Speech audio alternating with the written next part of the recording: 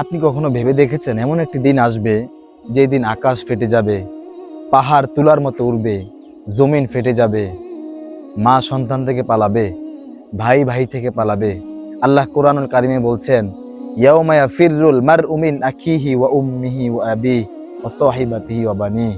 সেই দিন মানুষ তার ভাই থেকে, মা ও বাবা থেকে, স্বামী ও স্ত্রী থেকে পালাবে। কেউ কাউকে চিনবে না, সবাই পালায়নরত অবস্থায় থাকবে। চিন্তা করেছেন দুনিয়াতে কত মধুর সম্পর্ক, কি মায়ার বন্ধন, সেই বন্ধনও সেদিন ভেঙে যাবে। সবাই নিজের চিন্তায় ব্যস্ত হয়ে পড়বে। সেই দিনের জন্য কিছু কি করেছি? সেই ভয়াবহ দিন আমাদের সামনে অপেক্ষমান। কল্পনা করতে পারি না যে সেই দিন কি হতে পারে। আমরা শুধু শুনে যাচ্ছি, শুনছি যে হ্যাঁ, কিয়ামত আসবে, আখিরাত হবে, আমলনামা হবে, বিচারের কার্য আসবে।